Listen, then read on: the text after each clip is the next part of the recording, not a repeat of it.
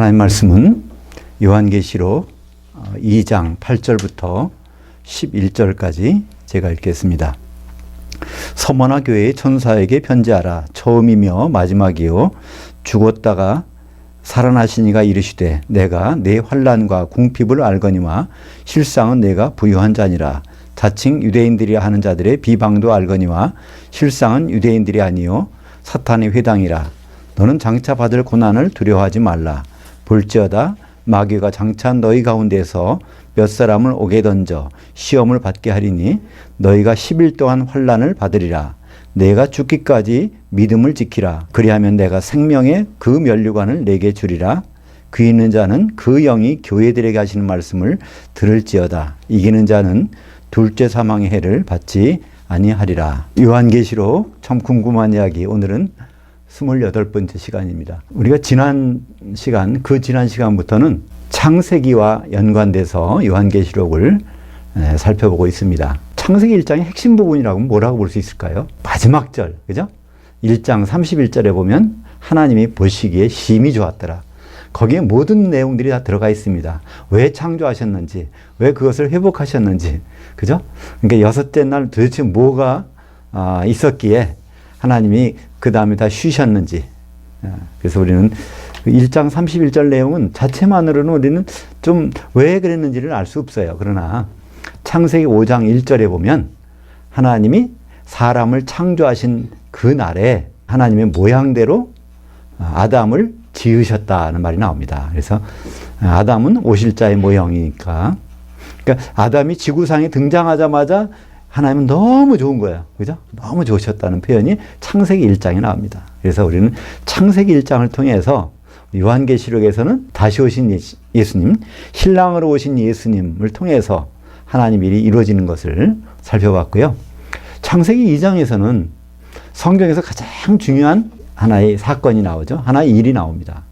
바로 아담과 그의 아내가 한 몸 되는 사건을 거기서 말씀하고 있죠. 아담은 로마서 5장 14절에 보면 오실 자의 모형이시고, 그러면 그의 아내는 우린 교회라는 것을 알 수 있습니다. 에베소서 5장 31절과 32절에 그것을 설명해 놓고 있는 것이죠.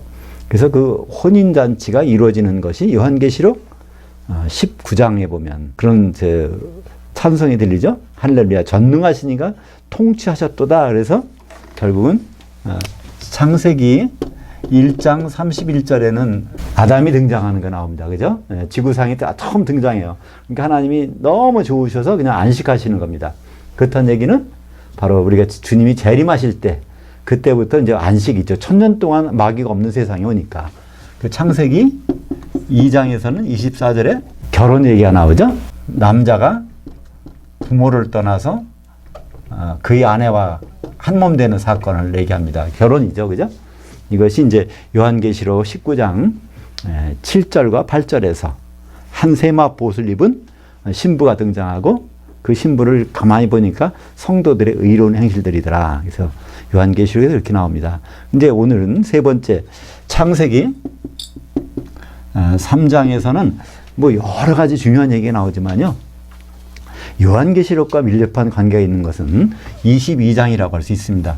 창세기 3장 22절이요. 창세기 3장 22절에 보면 아담이 선악과를 먹은 사건을 통해서 뭐라고 그러죠? 하나님이 우리 중 하나가 선악을 경험하는 일이 있게 된다는 겁니다. 바로 하나님 거기서 처음 우리라는 말을 공개하시잖아요.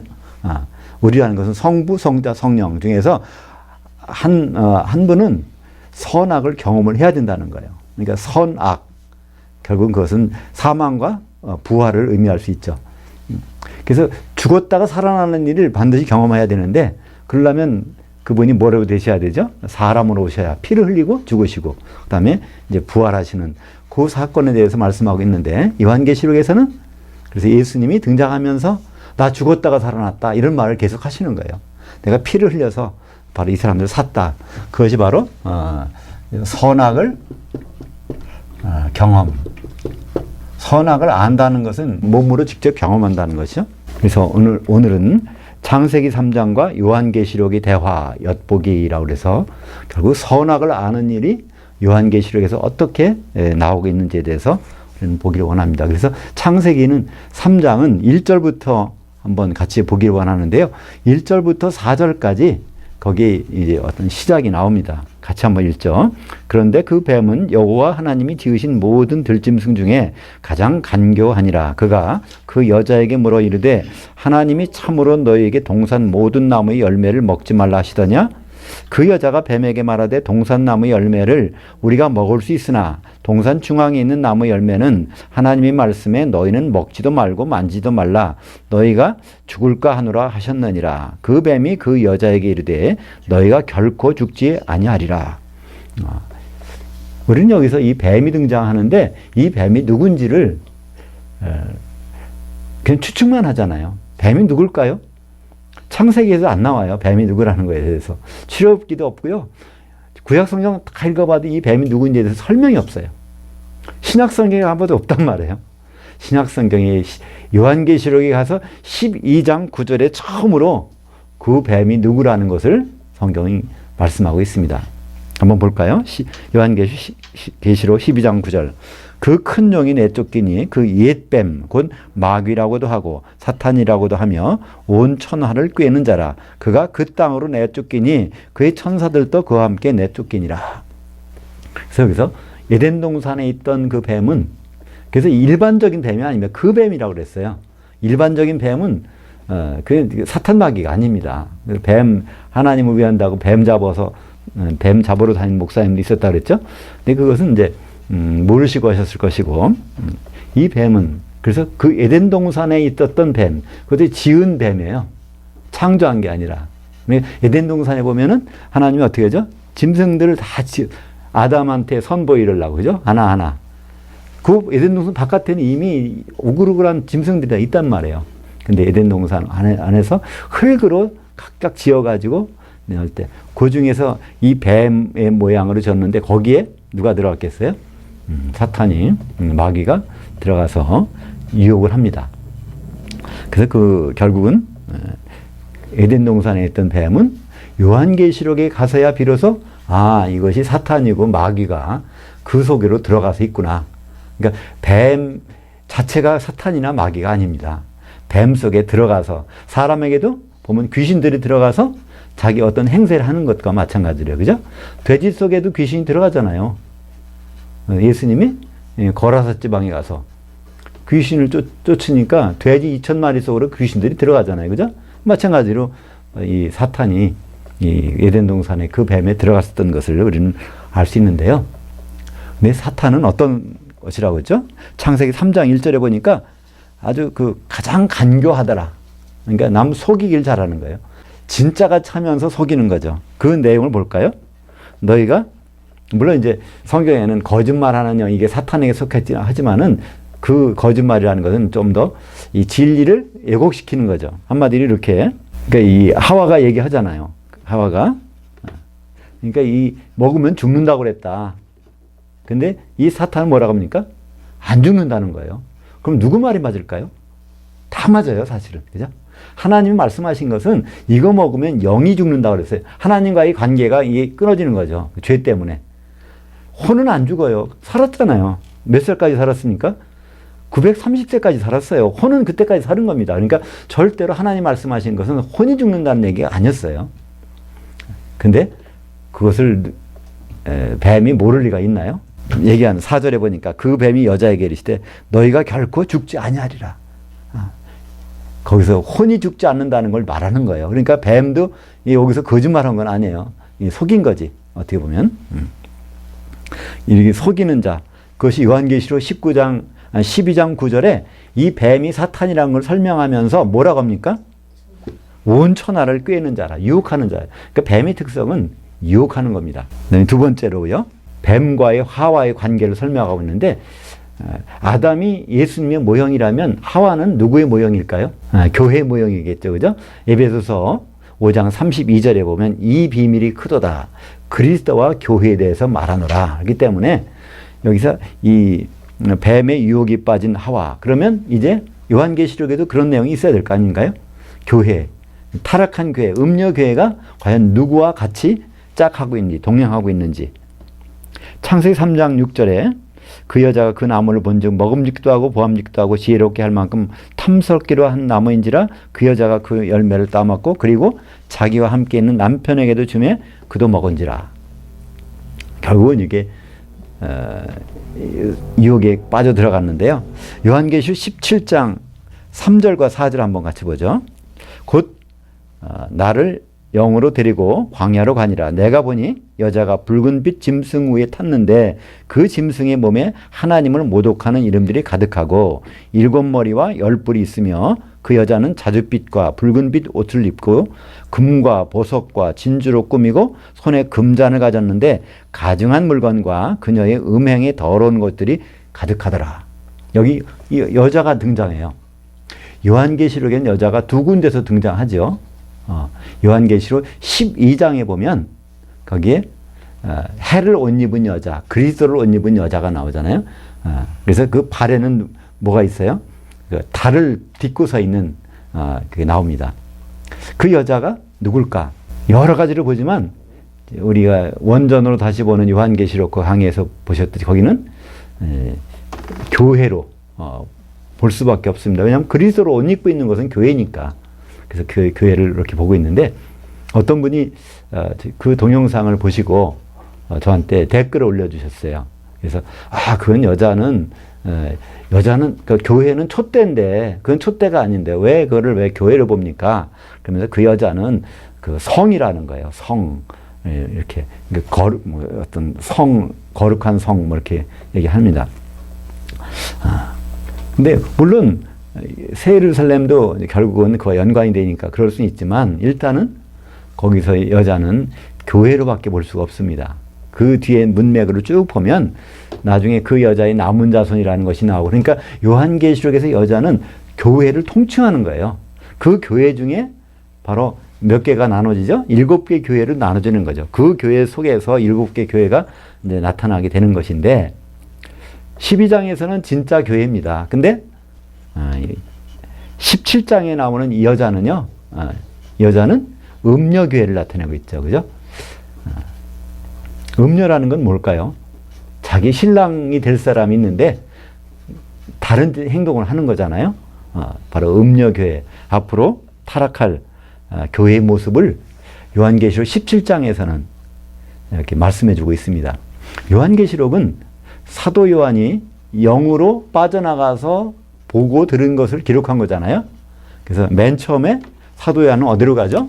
계시록 1장 10절에 보면 주의 날.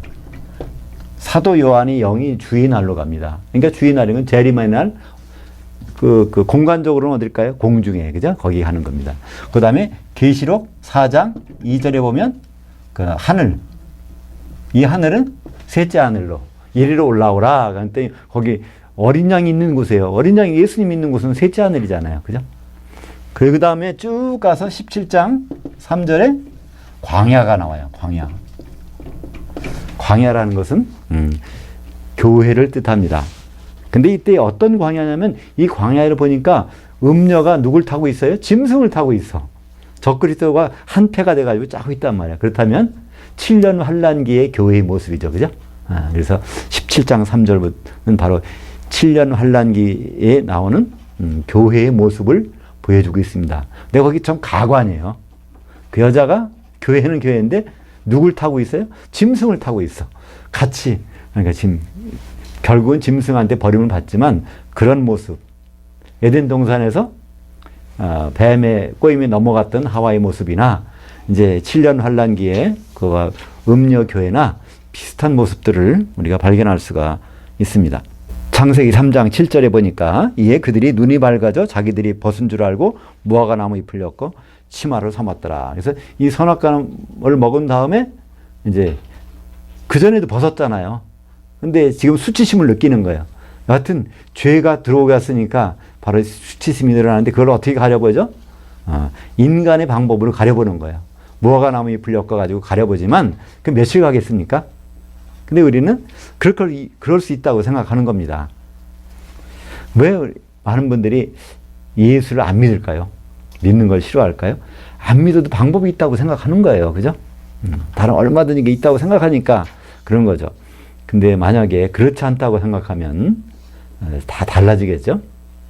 지금 우리 예수 믿는 분들이 앞으로 주님 오실 때 어떤 일이 벌어질 거를 제대로 안다면요, 지금처럼 예수 믿지는 않을 거예요. 그죠? 근데 그걸 그렇게 생각 않거든요. 스스로 어떻게 생각하는 모습. 그러니까 마지막 때의 교회가 스스로를 뭐라고 생각하는지를 잘 표현해 준 것이 요한계시록 18장 7절 한번 보죠. 같이 읽겠습니다. 그녀가 얼마나 자기를 영화롭게 하였으며 사치하였든지 그만큼 고통과 애통함으로 갚아주라. 그녀가 마음에 말하기를 나는 여왕으로 앉은 자요 과부가 아니라 결단코 애통함을 당하지 아니하리라 하니. 그러니까 하나님 안 오셔도 문제 없다는 거예요. 자기 여왕이라는 거예요. 그러니까 주님을 왕으로 생각하는 게 아니에요. 그분 안 오셔도 얼마든지 왕으로 살 수 있다는 거예요. 그리고 과부가 아니라는 겁니다. 교회는 영적으로 보면 과부잖아요. 그죠? 그러니까 구약 성경에서요, 구제의 대상이 되는 대상이 딱 세 부류가 나와요. 구제라는데 이 사람들을 구제하라는 거예요. 그게 누구죠? 과부와 고아와 나그네. 그러니까 고아와 과부와 나그네를 이제 구제하라는 것은요, 그걸 하면서 우리가 그렇다는 걸 깨달으라는 거예요. 그죠? 고아라는 건 뭘까요? 부모가 없어. 형도 없어. 그죠? 아무도 없어. 우리는 정말 하나님 자녀가, 진짜 자녀가 되려면요, 우리 큰 형이 맏아들이 오셔야 돼. 그죠? 그래야 우리는 인정받을 수 있어요. 그분이 오시기 전까지는요, 우리에게 정말 형제, 하나님의 자녀라고 내세울 게 없어. 예수님 맏아들 오셔야 내세울 게 있단 말이죠.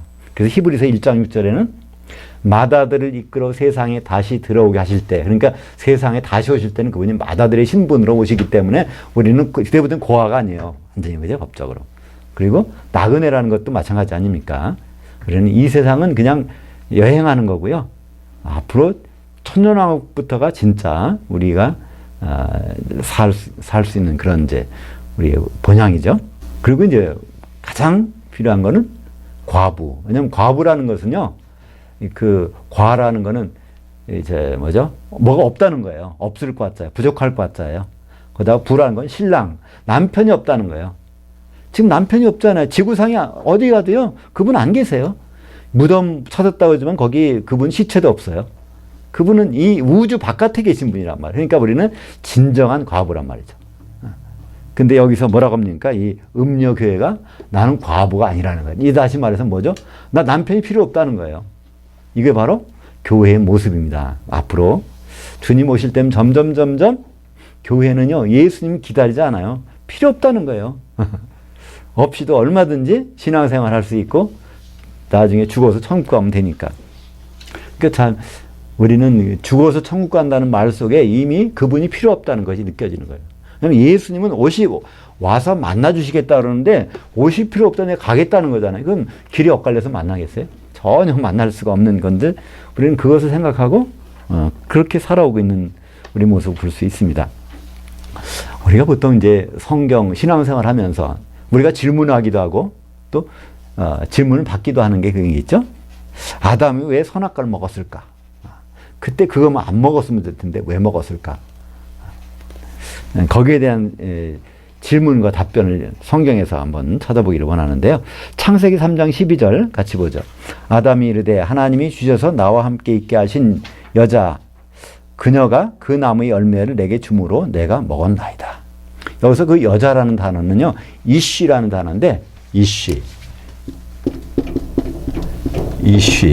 이거는 원래 여자라고도 하고요, 또 아내란 뜻이에요. 아내.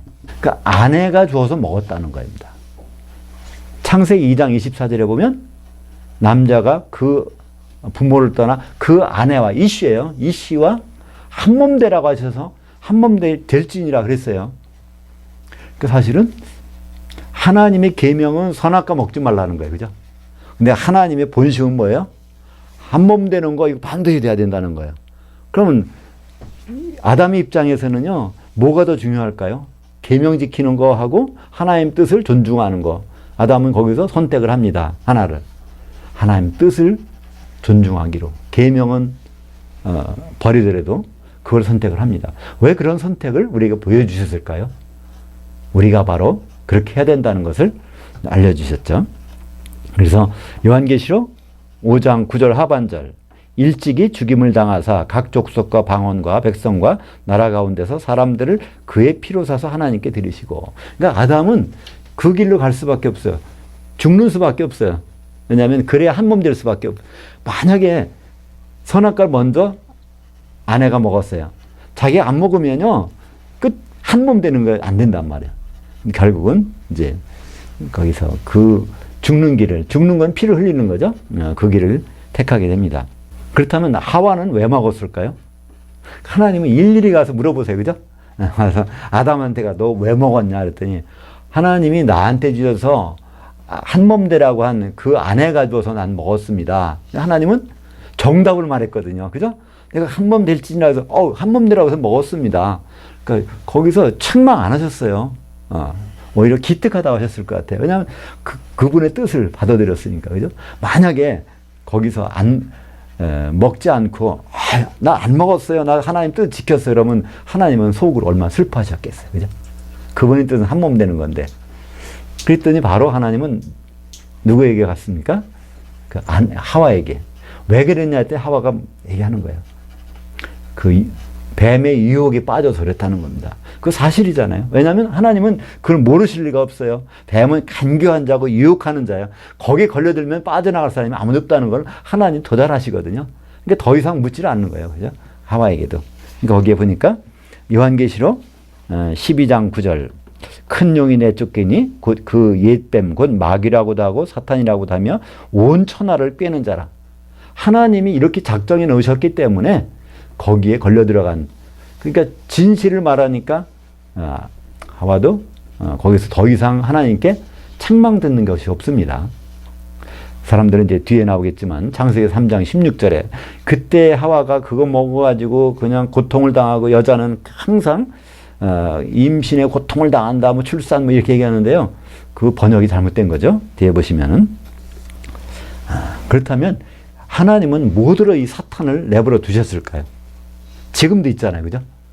우리 멀리 있는 것이 아닙니다. 가까이 있으니까 야고보서 4장 7절에 뭐라고 합니까? 마귀를 대적하라. 그래야만 네가 피하리라. 마귀가 우리가 가까이 살고 있으니까 이제 마귀를 대적하라 그러지 멀리 있다면 대적하지 필요 없잖아요. 그럼 언제까지 마귀와 같이 우리는 있게 하실까? 그것이 요한계시록에서 나오게 됩니다. 창세기 3장 14절 한번 보죠. 마귀에게, 사탄에게 어떤 권한이 부여되고 있는가? 그 권한의 기간은 언제까지인가? 한번 보죠. 여호와 하나님이 그 뱀에게 이르시되, 같이 읽죠. 내가 이렇게 하였으니 내가 모든 가축과 들의 모든 짐승보다 더욱 저주를 받아 배로 다니고 살아있는 동안 티끌을 먹을지니라. 거기는 흙을 먹는다고 그러는데 뱀이 흙을 안 먹어요. 흙에 티끌이라는 단어입니다. 결국 아담이 티끌에서 나왔어요. 우리가 제 조상이. 이건 살아있는 동안, 활동 기간 동안에 그렇다는 겁니다. 아담이 활동하는 기간 동안. 활동하는 기간은 언제까지죠? 무저갱이 들어갈 때까지. 그때까지 뭐예요? 배로 다닌다는 거는 땅을 지배한다는 거예요. 땅에 가는 모든 권세를 받은 거예요. 그리고 티끌을 먹는다는 거는 우리 육신을 공격할 수 있는 합법적인 권리를 갖고 있어요. 심지어는 그래서 유다서 1장에 보면 1장밖에 없지만 거기에 변론하는 장면이 나오죠. 1장 19절인가 아마 그럴 겁니다. 거기 보면 모세의 시체에 대해서 미가엘하고 이 사탄하고 서로 내 거라고 하는 거예요. 거기 왜 내 거라고 주장할까요? 사탄이? 여기 창세기 3장 14절 그것 때문에 그런 거예요. 배로 다니고 살아있는 활동할 동안은 이 티끌 시체는 자기 거라는 거예요. 그래서 거기 미가엘도 그냥 더 이상 아마 하나님이 주신 권리니까 그냥 내버려 두는 장면이 나오고 있습니다. 그래서 우리는요, 예수 믿으면 병 안 걸리고 예수 믿으면 사업이 잘 되고 그거는요 전혀 관계가 없는 얘기예요. 하나님이 이렇게 설정해 놓으셨어요. 예수 안 믿어도 병 걸릴 수 있고요, 예수 믿어도 병 걸릴 수 있어요. 그러나 근데 그런 걸 통해서 하나님은 우리를 깨어있게 하시고 우리가 제대로 가는 회초리를 사용할 때가 있기 때문에 그런 일을 당하게 될 수도 있습니다. 그래서 예수 믿으면 건강해지고 복받고 잘 살고 하는 거는요, 그건 복음은 아닙니다. 정말 사도들이 제명에 간 사람 누가 있겠어요? 사도 요한밖에 없어요. 그죠? 그러면서도 스데반도 순교당하면서 아주 얼굴에 해같이 빛나면서 순교당하잖아요. 오히려 뭐라고 말합니까? 주여, 저들 용서해 주세요. 자기는 돌 던지는 사람들한테 용서해 달라는 거예요. 자기들이 하는 일을 모르고 그럽니다. 그러면서 넉넉하게 주고 합니다. 왜냐하면 그거는 하나님이 허락하신, 돌 던지는 거요, 자기 신체를 공격하는 거 하나님이 허락하셨다는 거예요. 어디서? 창세기 3장 14절에. 우리는 그러니까 그것을 깨달으면서 왜 하나님이 이걸 허락하신 나에게 당하게 하실까? 하나님이 이 모든 말씀을 생각나게 하시기 위해서, 그죠? 그래서 그 일을 통해서 우리는 하나님께 영광 돌릴 수 있고, 또 그렇게 죽어가면서 스데반은 더 영광을 돌려요. 오죽하면 스데반이 뭐라고 얘기합니까? 하늘들이 열리고 하나님 하늘에 계신 그분이 보호자에서 벌떡 일어난 걸 봤다는 거예요. 오죽하면. 그런 그러잖아요. 예수님은 지금 하늘 보호자 우편에 앉아 계시다 그러잖아요. 근데 거기서 처음으로 일어나는 걸 봤다는 거예요. 오죽하면. 이야, 대단하다. 돌에 맞으면서도 어떻게? 주여, 저들을 용서해 주시옵소서 하면서 저럴 수 있을까? 그러니까 예수님이 그 자리에서 벌떡 일어나냐면 거기서 우리는 볼 수가 있습니다. 참. 그러니까 우리는 이 세상의 이 원리라 하나님이 허락하신 질서를 알면요, 많은 오해가 풀려요. 그죠? 우리에게 질병을 허락하신 분, 또 우리에게 치료를 허락하신 분, 이 모든 것에 대해서 우리는 하나님 계획을 제대로 알 수가 있게 되는 거죠. 요한계시록 12장 12절. 그러므로 하늘들과 그 가운데 장막 치는 자들은 즐거워하라. 그러나 땅과 바다는 화했을진저 이는 마귀가 자기의 때가 얼마 남지 않은 줄 알므로 크게 분내어 너희에게 내려갔음이라 하더라. 이게 자기의 때가 얼마 남지 않은 것. 그건 뭘까요? 활동하는 기간. 언제까지? 무적행이 들어갈 때까지 활동해요. 근데 그 시간이 얼마 안 남았다는 거예요. 무적행이 들어갈 시간이 얼마 안 남았다면 무슨 뜻일까요? 예수님이 재림이 얼마 안 남았다는 거예요. 그죠? 그러니까 예수님이 재림이 얼마 안 남은 그 시점에서는요, 마귀는 더 활동을 아주 더 많이 하게 되겠죠? 근데 여기 보면 요한계시록 12장 12절에요. 처음으로 이제 마지막으로 하늘들이란 말이 나와요. 요한계시록 하늘들은 한 번밖에 안 나와요. 하늘들에다가 장막 치는 거예요. 이게 뭐 결국 누구죠? 우리는 공중에다 장막 칠 사람들이에요. 셋째 하늘에 가서 장막 치는 게 아니에요. 우리는, 그죠? 결국 공중에다 장막 칠 사람들은 기쁘고 즐거워하라. 땅과 바다는 결국 누가 다 이 땅, 교회는 결국은요, 그들이 장악하게 돼 있다는 거예요. 이것은 바로 우리가 밟고 다니는 땅이 아니라 교회를 얘기하고요. 바다라는 것은 세상을 얘기하고 있는 것이죠. 요한계시록 20장에 보면 거기에 결국은 사탄이 운명을 일단 완전히 끝나는 건 아니죠. 1000년 지났다가 다시 나왔다가 불못으로 들어가니까 무적행이 들어가는 장면이 나오게 됩니다. 이것을 누가 안다고요? 사탄은 안다는 거예요. 자기 때가 어떻게 되는지를 아는 거예요. 그러니까 사탄은 아는데 우리가 모르면 되겠습니까?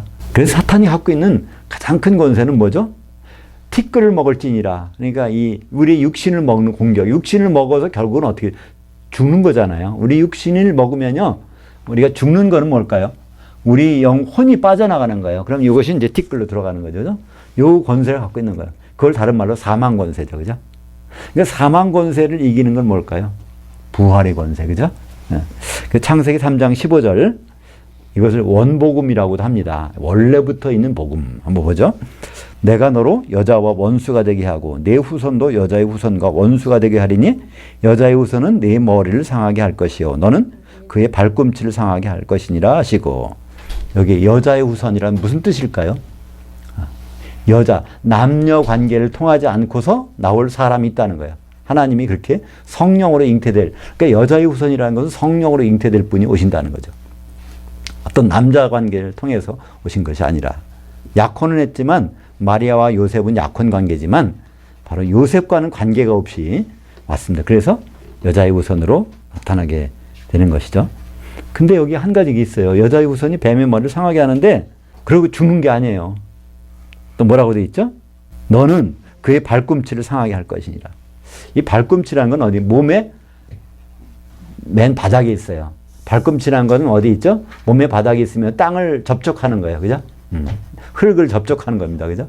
마귀와 만날 바, 그러니까 우리 몸에서 계속 땅에 속해 있으면요, 그냥 가는 곳마다 접촉하게 돼 있어요. 그죠? 좀 이렇게 하늘로 솟아있으면 괜찮은데 우리 몸이 발에 젖어 있으면 이 세상에 예수 믿는다고 하면서요. 자꾸만 세상에 집착하게 되면요. 누구하고 발꿈치를 물리게 돼 있단 말이에요. 예. 언제까지요? 마귀 활동하는 기간 동안은. 그렇다고 우리는 땅을 안 딛고 살 수는 없잖아요. 그럼 에베소서 6장 뭐라고 그래요? 평안에 예비된 신발을 신고 그러고 다녀야 된다는 거예요. 그죠? 마귀의 그 얘기를 대적하기 위해서는요. 복음의 신발을 신으면 괜찮아요. 그렇잖아요. 우리가 어디 뭐 이렇게 장마가 져나 뭐 홍수가 나서 그런 곳에 장화 신고 가면 끄떡 없잖아요. 그죠? 근데 그거 없이 간다면요. 우리는 큰 불편을 당하겠죠. 그래서 여기 요한계시 1장 5절에 바로 죽은 자들 가운데서 맏아들 되시고 이거 부활하신다는 거예요. 그죠? 근데 우리는요. 항상 죽었다 산다고 하는 것을 너무나 평행적으로 생각해요. 죽었다 살아나. 잠자다가 일어나는 걸로 생각한단 말이에요. 근데 성경에서는요. 죽었다 사는 것이 잠자다 일어나는 것이 아닙니다. 이 혼의 몸으로 죽고 살아서는 영의 몸으로 사는 거예요. 항상. 우리가 부활하신 주님도 우리는 혼의 몸으로 예수님이라고 생각하면 큰일 나요. 영의 몸으로 사시는 거예요. 그 얘기는 뭘까요? 우리도 살 때는 영의 몸으로 산다는 거예요. 그죠? 영의 몸으로 살으면 뭐에서 해방될까요? 마귀가 티끌을 먹으려 덤비는 마귀가 우리를 건드리지를 못해. 더 이상 그때부터는 마귀와 관계없는 존재가 되는 거예요. 그러나 그때까지는 우리는 한시적으로 마귀에게 그런 일들을 당할 수밖에 없는 것입니다. 심지어는요. 성도는 어떻게 해요? 성도들이 마귀와 싸우자 하는데 아니요. 성경에 그런 말이 없어요. 오히려 성도가 진다는 거예요. 한번 볼까요?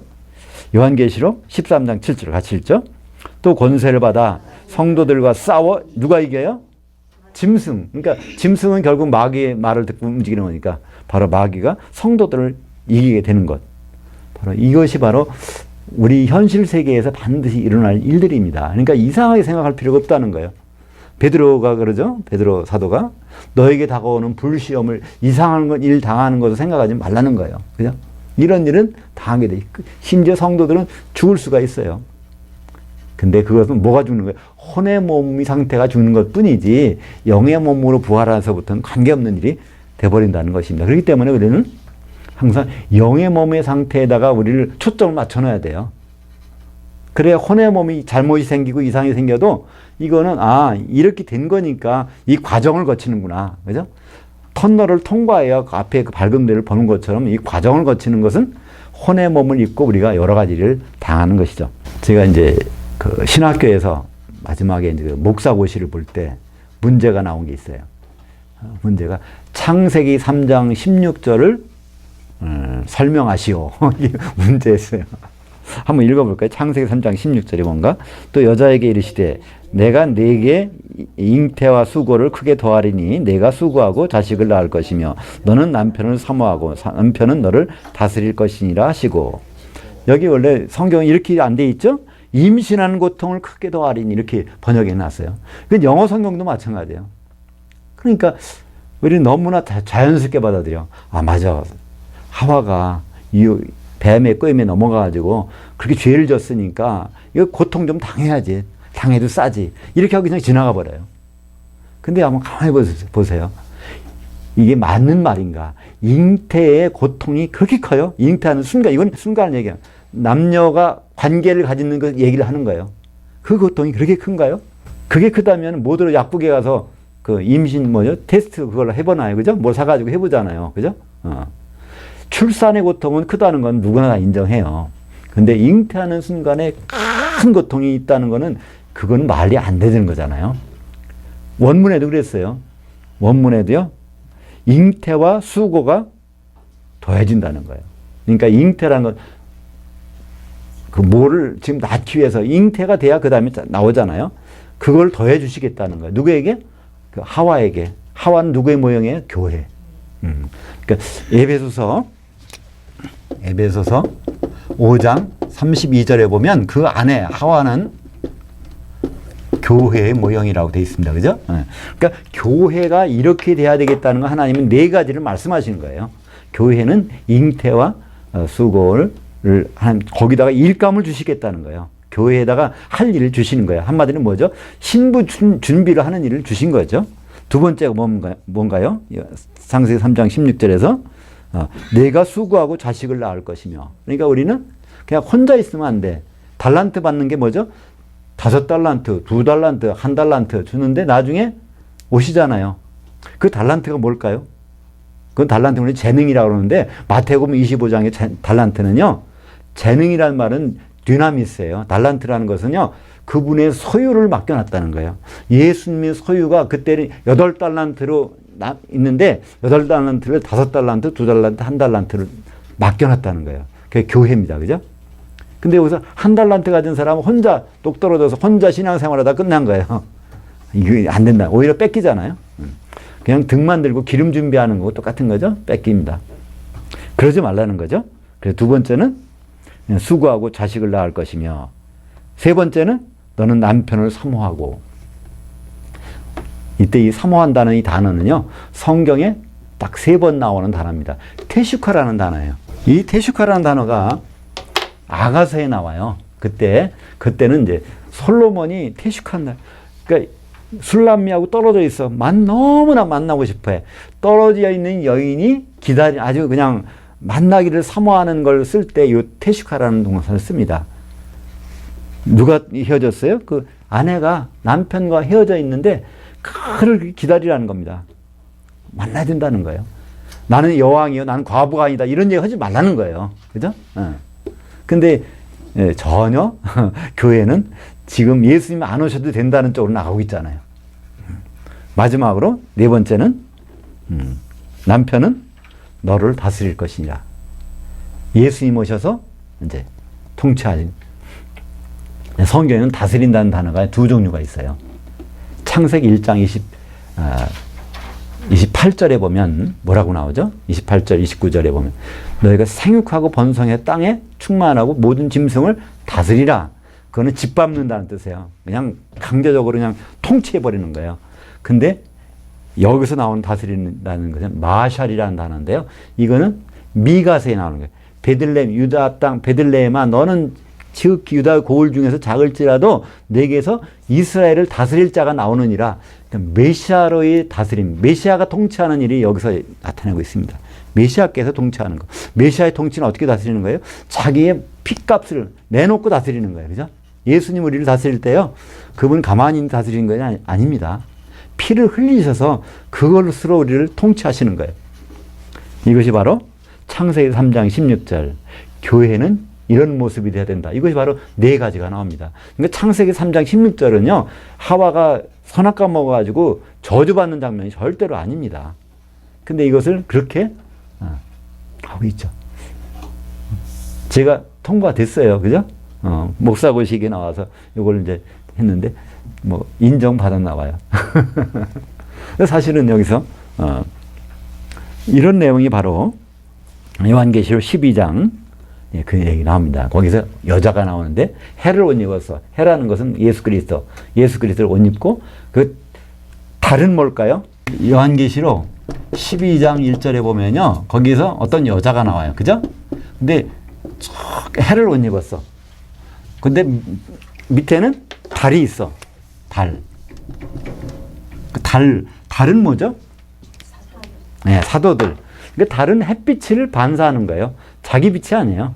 사도들은 자기만 하는 것이 아니라 예수님의 말씀만을 그대로 우리에게 전해주는 사람들입니다. 그죠? 그러니까 우리는 이거 사도들의 말만 들어야 돼요. 심지어는 구약 성경의 말을 듣고 교회가 되는 이건 아닙니다.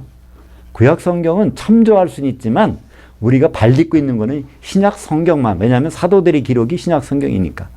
우리는 너무나 많은 시간과 정력을 어디다 쏟고 있어요? 구약 성경에다 쏟고 있어요. 그것이 나쁜 건 아니지만 우리가 제대로 딛고 서 있어야 될 신약 성경은 그냥 별로 무시하는 것 같아요. 너무 쉬운가 봐요. 사실 쉽지 않은 건데. 거기에 바로 그 여자가 아이를 베어 해산하게 되며 아파서 애를 쓰며 부르짖더라. 결국 이제 출산하는 과정이 나옵니다. 그러면서 첫 번째 나오는 게 누굴까요? 빌라델피아 교회. 그죠? 바로 하늘로 올라가잖아요. 해를 안 받고. 그 다음에 이제 두 증인교회가 막 핍박을 받다가 땅이 틈을 내주니까 거기로 싹 스며들어서 이제 순교당하고. 그 다음에 이 남은 자손들이 있는데 네 교회가 남아가지고 이제 후 3년반을 통과한다는 것이 나오잖아요. 그죠? 그래서 그 다음에 창세기 3장 19절에 아담에게 주신 이제 내용이 나옵니다. 한번 같이 보죠. 네가 흙으로 돌아갈 때까지 얼굴에 땀을 흘려야 먹을 것을 먹으리니 네가 그것에서 취함을 입었음이라. 너는 티끌이니 티끌로 돌아갈 것이니라 하시니라. 왜 아담이라고 졌다고요? 이름이? 예, 흙에서 티끌을 뽑아가지고 만들었기 때문에 이름이 아담이 된 것입니다. 아담이기 때문에 흙이 아담아가 아니라 흙이 아담하기 때문에 그거에서 나왔다고 해서 이름이 아담이 된 것입니다. 그래서 거기로 들어가야 된다는 거예요. 근데 그 전에 뭐라고 그랬죠? 창세기 3장 14절에 그걸 누가 먹어요? 뱀이. 그러니까 우리가 아담과 같은 우리는 이런 육체는요, 결국은 뱀에게 먹히게 돼 있어요. 그렇다고 우리가 끝나는 것이 아닙니다. 우리는 어떻게 하면 돼? 이사 가면 돼. 그죠? 이 집 주고 우리는 쉬었다가 새 집 분양받아서 가면 되잖아요. 바로 그것이 요한계시록 14장 13절. 같이 읽어보겠습니다. 또 내가 들으니 하늘에서 음성이 나서 이르되 기록하라. 지금 이후로 주 안에서 죽는 자들은 복이 있도다 하시매 그 영이 이르시되 그러하다. 그들이 수고를 그치고 중간에 쉬리니 이는 그들이 행한 일들이 따름이라 하시더라. 이제 지금 여기서는 사실은 이제 후 3년 반에 순교당하는 장면인데 순교당하는 순간부터는 뭐라 하는 거예요? 이게 복이 있다는 거. 왜? 이게 여기서 그냥 쉰다는 단어가 아닙니다. 아나파우어라고 그래서 중간 쉰다는 거예요. 전반전과 후반전 있는데 중간, 하프타임 주겠다는 거예요. 그러니까 우리 예수 믿는 사람들은요, 이 세상은 다 전반전이야. 100살을 살건, 90살을 살건, 120살을 살건, 이건 전반전을 하는 거예요. 그 다음에 하프타임은 죽는 순간부터 부활할 때까지. 그 다음부터는 그 행한 일들이 따르게 돼 있어요. 이게 바로 어디까요? 후반전. 후반전은 결국 천년왕국이에요. 우리는 천년왕국이 후반전이라는 사실을 알게 되면 이 전반전에 대해서 의연하게 대처할 수 있어요. 그러면 백보자 심판 이후는 뭘까요? 새 예루살렘이나 불못, 그건 뭘까요? 영원한 연장전. 그건 끝이 없어, 세세토록. 그죠? 그러니까 아주 이걸 철저하게 구분해 놓으신 것. 그러니까 요거를 정확하게 번역하면 하프타임이라고 해야 되는데, 우리가 죽는 순간부터. 이런 번역이 성경 어디에도 찾아볼 수가 없어요. 아나파우어라는, 아나파우시스라는 명사는 아나파우시스, 동사는 아나파우어. 이 아나라는 건 중간이라는 뜻이고요. 파우시스는 쉰다는 거예요. 중간에 쉬는 거지 영원한 안식이 아니에요. 우리 죽는 순간부터 영원한 안식이 아닙니다. 죽는 순간부터 우리는 중간 쉬는 시간 잠깐 갖는 거예요. 잠깐. 그 다음이 진짜죠. 그 다음부터가. 그러니까 천년왕국부터 주님과 더불어 사는 그 삶부터가 진짜라는 거예요. 그래서 그것을 복이 있도다 합니다. 그러니까 우리가 죽는 순간부터 복이 있다네. 그 다음부터.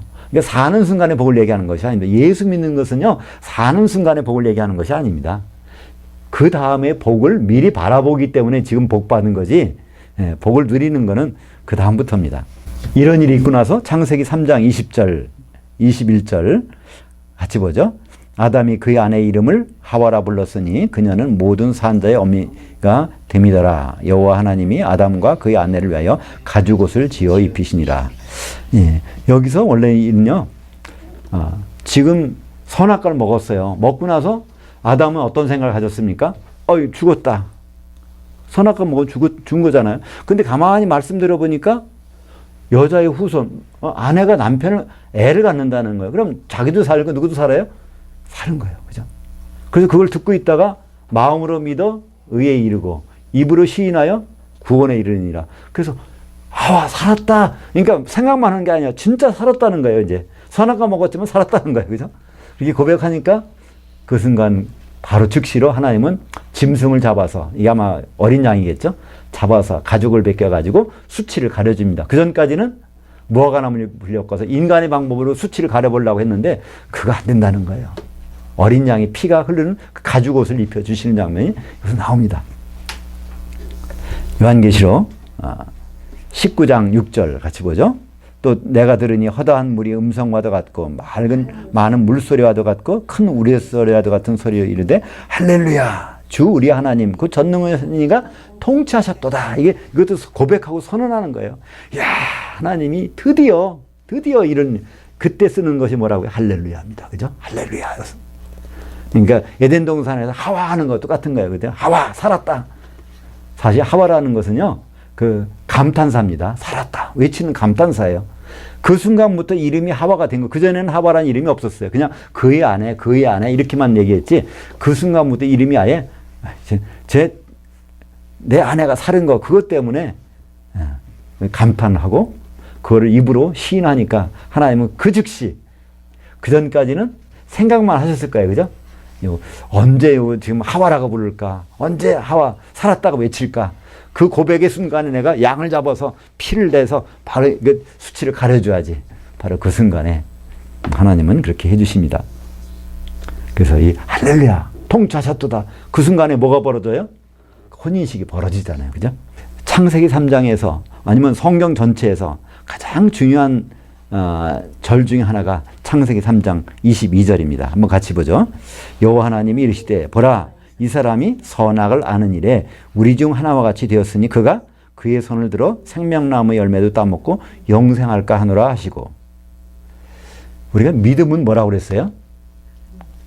설득당하는 거, 그죠? 믿음은 설득당하는 것입니다. 믿음이라는 헬라어 단어는요, 믿음은 피스티스라고 그래요. 피스티스. 이건 어디서 왔냐면요, 테이도. 이건 설득하다라는 거, 설득하다.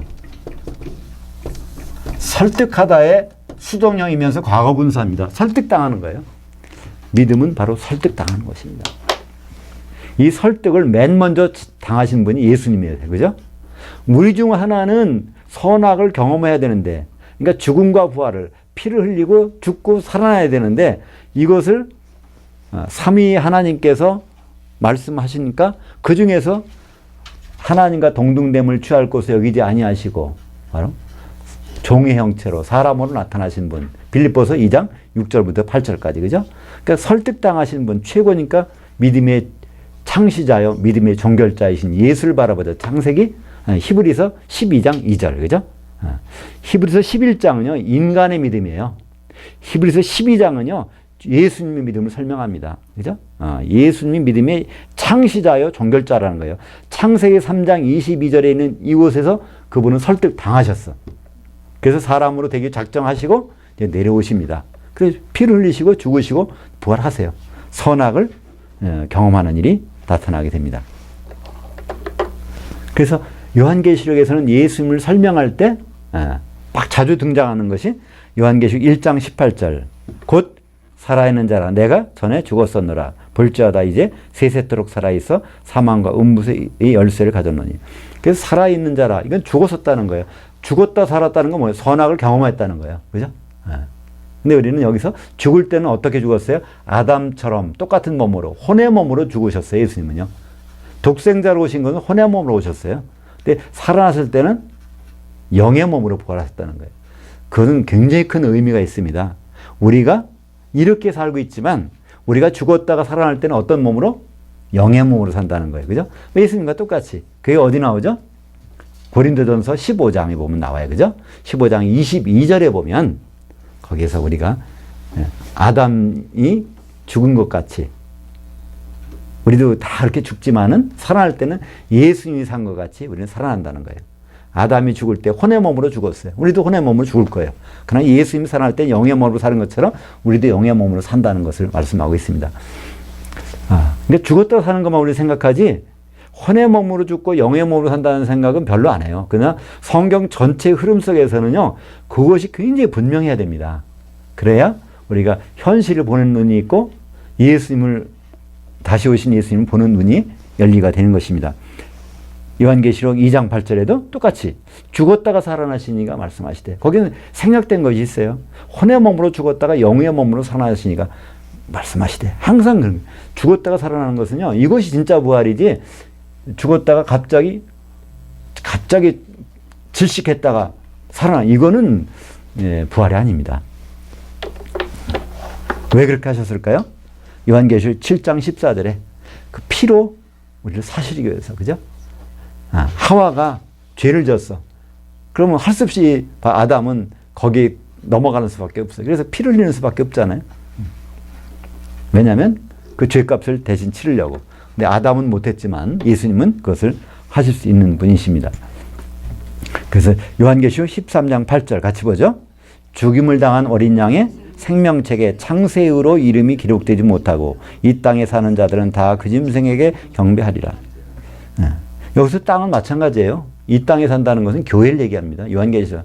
교회 생활하는데 생명책에 이름이 없는 사람이 있다는 거예요. 그러니까 우리가 교회 생활하시는 분들을 보면요. 첫째는 불신자가 있어요. 그죠? 그리고 신자도 있어. 또 성도가 있어요. 그러니까 교회는요. 세 부류의 사람이 있는 곳이 교회입니다. 불신자, 생명책에 한 번도 기록되지 없는 사람이 있다는 거예요. 그 사람들은 짐승이 올 때 영락없이 경배할 사람이라는 거예요. 그죠? 근데 신자인 사람은 뭘까요? 등만 들었지 기름이 준비 안 된 사람. 성도는 기름까지 준비한 사람. 마지막 12제목 12번째 신라곤과 복락곤. 창세기 3장에서 보면요. 굉장히 슬프게 끝나는 것 같아요. 그죠? 새드 엔딩이야. 우리가 드라마나 어떤 영화를 보면요. 슬프게 끝나는 것이 있잖아요. 생명나무 놓고 거기 쫓겨난 장면. 얼마나 이게 슬픈 일일까요? 창세기 3장 23절, 24절 같이 보겠습니다. 여호와 하나님이 에덴 동산에서 그를 내보내어 그의 근원이 될 토지를 갈게 하시니라. 이같이 하나님이 그 사람을 쫓아내시고 에덴 동산 동쪽에 그룹들과 두루 도는 불칼을 두어 생명나무의 길을 지키게 하시니라. 많은 사람들 오해합니다. 사랑의 하나님이 왜 병주 이렇게 쫓겨냈느냐 얘기하잖아요. 근데 여기서 하나님의 배려가 나옵니다. 그죠? 생명나무를 그걸 먹으면 그 상태가 유지가 되는 거예요. 죄를 지은 상태가 유지가 되면요. 이건 안 되잖아요. 하나님이 그런 법들을 끝까지 유지되면 안 돼. 그러니까 배려를 해 주신 거예요. 거기서 쫓겨나서 다시 회복될 때까지. 그죠?